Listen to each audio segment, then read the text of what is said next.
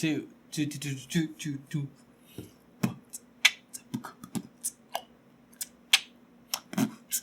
What is up guys? This is Poy. Kung bago pa lang sa channel na to, welcome ka. Kung luma ka naman, welcome back.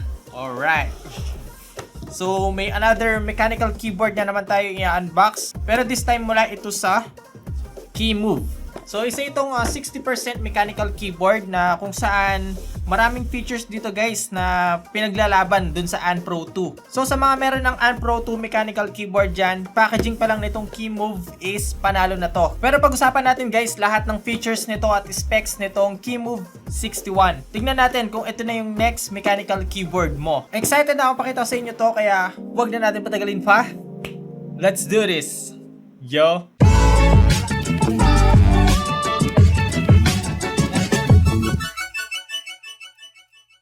Okay, bago natin to buksan, tingnan muna natin yung box dito guys. So dito sa likod, meron tayong product description. So halos lahat na ng specs makikita natin dito. And then dito sa may upper part, dito natin makikita guys yung mga models.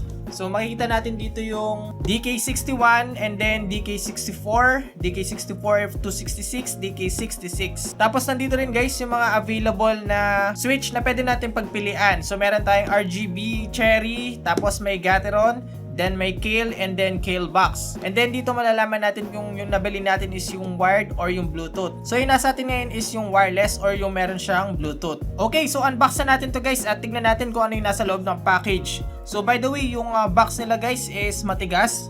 Gawa sa cardboard, kaya medyo protected yung ating keyboard. So unang-unang bubungad sa atin, of course, yung ating keyboard. And then meron siyang plastic cover, which is meron din siyang branding dito na Keymove. Medyo manipis nga lang siya pero nag-provide sila ng dust cover. Ayan, para hindi siya mapasukan ng dumi. Okay, next natin is yung etong braided na L-type na Type-C cable. Okay. And then, meron pa tayong ibang accessories dito like switch puller and itong keycaps puller. So again guys, meron siyang Keymove dito. Ayan. And of course, yung ating user manual. So aside sa mga to guys, meron pa tayong makikita mga switch dito. Okay? So itong Gateron yellow. And then itong Gateron green. And itong Gateron clear.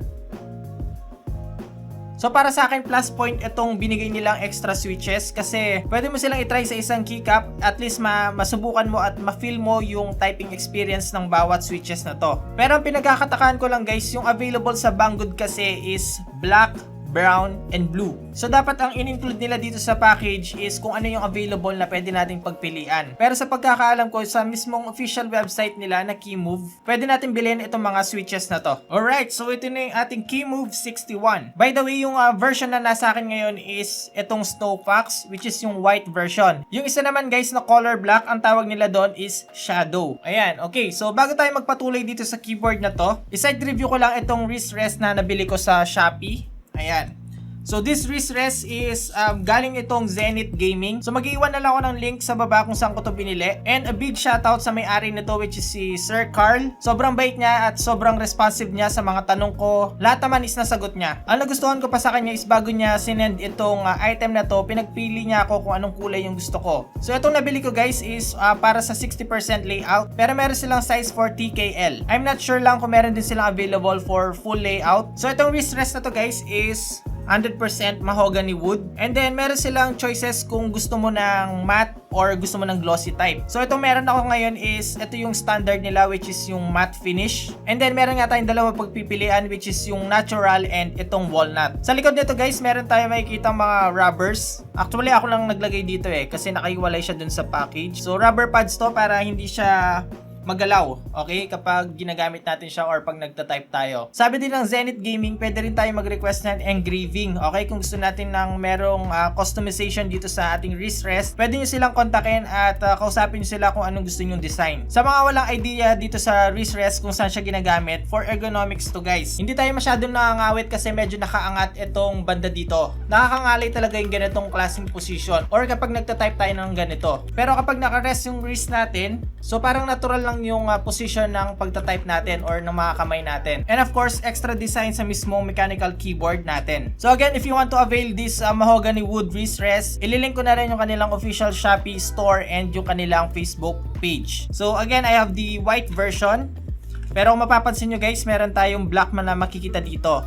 So this is the secondary case. The good thing about here is para hindi makita yung mga switch natin at maprotektahan siya from any dust. And para sa akin maganda yung ginawa nilang ito. Para sa akin yung iba hindi mag-a-agree sa ganitong design kasi meron siyang combination ng black. So dahil nga Snowfox yung name nito, so dapat full white siya or wala siyang halong ibang combination. Pero hindi naman natin nakadikit to guys. So if ever na gusto mo siyang i-customize, pwede mo pa rin naman siyang i-spray paint ng white. Sa likod naman nito makikita natin yung key move. Okay, na branding. And then meron siyang dalawang flip up fit para ma-angle natin ng maayos itong keyboard na to. Ito yung wala guys sa Pro 2. So yung buong case nito guys is gawa siya sa plastic. So check natin kung okay ba, kung meron ba siyang flex. Ayan, so as you can see guys, wala siyang ka-flex. Hindi kasi siya mayabang hindi siya nagpo-flex. Dito guys, makikita na natin yung USB Type-C port. Tapos meron tayong dalawang buttons dito, okay? Yung isa, ito yung on and off switch. And then itong isa is for Windows and Mac OS switch. Meaning guys, itong si Snowfox 61, pwede siya for both Windows and Mac. So itong si Snowfox 61 is meron siyang 3000 mAh na battery. Kung tutusin, doble siya sa battery ng Pro 2 which is 1900 mAh lang. Isa pa pinagkaiba ng dalawang yon is itong si Snowfox 61 is 5.1 Bluetooth connectivity na, while si Pro 2 is 4.0. Isa sa pinagkaiba at isa sa advantage nitong si Snowfox 61 is hot swappable to compare sa Pro 2 na hindi. Meaning guys, mas mabuboost yung ating customization at modding dito sa KeyMove 61. So currently, ang gamit ko ngayon guys is Gateron Browns. Ayan. And isa sa mga advantage nito is compatible siya sa 5 pins na mga switches. Keycaps naman na ginamit dito sa Snowfox 61 is PBT double shot.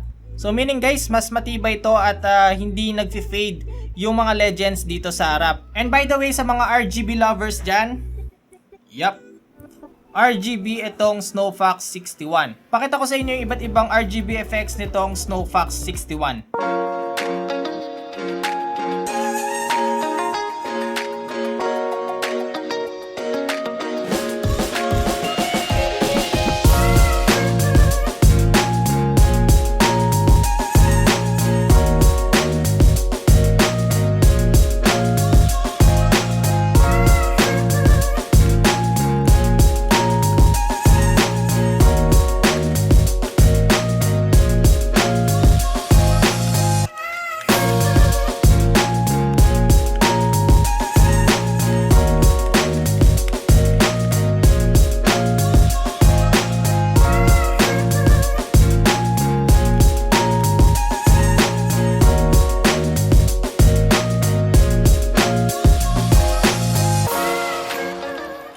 Supported din to guys ng NKRO, so meron siyang anti-ghosting keys. By the way, bago ko makalimutan, yung mga stubs nito is updated na sila. Okay, so yellow stubs na to mga to. Meaning guys, mas okay sila, mas maganda yung stabilizer na in-include dito. Mas less yung rattles nila and naka-pre-lube na rin siya. Ayan, okay? So mas okay to guys, mas maganda yung version nito compare sa color black. Yung mga una nilang nilabas na version nitong Snowfox. So gaya na sinabi ko guys, ayan, naka pre-lube na sila.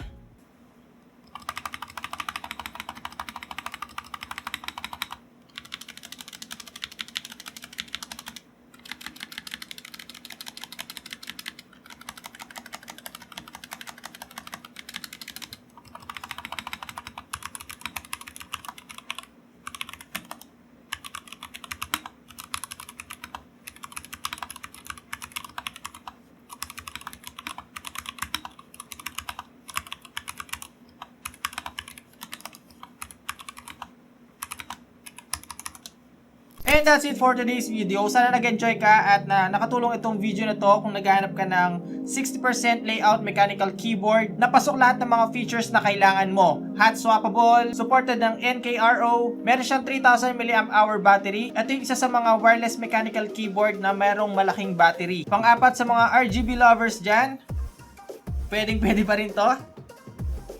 And lastly, supported siya for both Windows and Mac OS. So ang original price nito sa Banggood is 4,100 pesos. Di ba halos same lang siya kay Unpro 2. Pero ang daming wala kay Unpro 2 na lahat inakaw nitong Keymove Snowfox 61. So bago ka makapag-decide kung bibilin mo si Unpro 2, try mo munang i-check itong si Keymove 61 Snowfox. I'm sure na magbabago yung isip mo. At kung supa na ganitong klaseng video, pinapala ko na sa iyo kaibigan, mag-subscribe sa channel na to. Huwag mo na rin kalimutan mag-like, share, comment at yung notification bell para updated ka pag meron tayong bagong upload. Again, this is Boy Unboxing Anything just for you. Hanggang sa muli nating pagkikita. Nice soup!